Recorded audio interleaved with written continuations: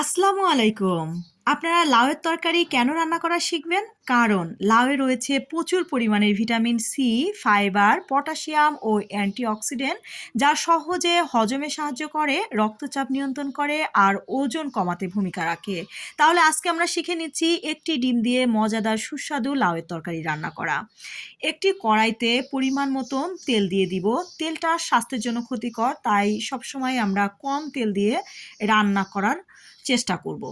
কেটে রেখেছিলাম ৩টি পেঁয়াজ। পেঁয়াজ ৩টি আমরা তেলের মধ্যে অ্যাড করব এবং অনবরত নাড়তে থাকব। খেয়াল রাখতে হবে পেঁয়াজটি পুড়ে না যায়। অনবরত নাড়তে থাকতে হবে এবং যে পর্যায়ে পেঁয়াজটা লালচে বাদামি কালার হয়ে যাবে সে পর্যায়ে আধা কাপ পানি অ্যাড করতে হবে। পানিটা যখন গরম হয়ে যাবে সে পর্যায়ে আমরা একে একে মশলাগুলো অ্যাড করব। ২ চামচ ধনিয়ার গুঁড়া অ্যাড করতে হবে। অ্যাড করতে হবে ১ চামচ হলুদের গুঁড়া, ১ চামচ মরিচের গুঁড়া, শুকনা মরিচের গুঁড়া এবং পরিমাণ মতন লবণ। এখানে আমি ১ চামচ লবণ অ্যাড করেছি। সামান্য জিরার গুঁড়া, আধা চামচ জিরার গুঁড়া অ্যাড করেছি। অ্যাড করতে হবে সামান্য বাটা বাটা রসুন, আধা চামচ বাটা রসুন এবং আধা চামচ বাটা আদা। ভালো করে মশলাটা কষিয়ে নিতে হবে। যে পর্যায়ে মশলাটা ভালো করে কষানো হয়ে গেছে আধা কাপ পানি ঢেলে দিতে হবে। পানি না দিলে মশলাটা পুড়ে যাবে। আধা কাপ পানি দিয়ে আমি অন্য একটি পাত্রে কেটে রেখেছিলাম একটি কচি লাউ।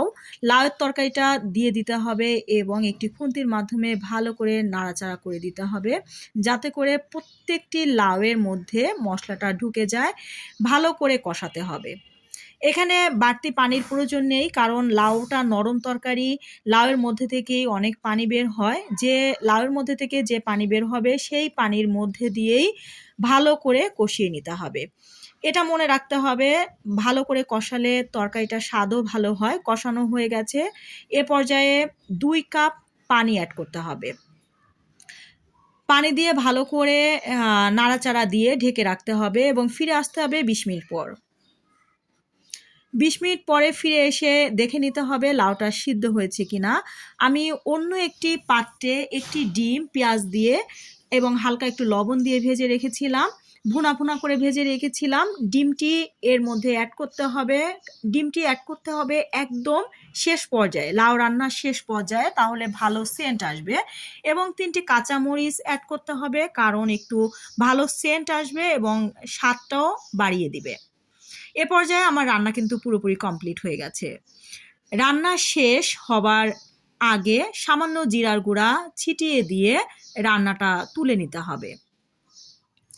আপনারা দেখে নিচ্ছেন খুব কম সময়ে একটি ডিমের মাধ্যমে কত মজাদার একটি রেসিপি তৈরি হলো। একবার ট্রাই করে দেখবেন, খুবই সুস্বাদু। ধন্যবাদ।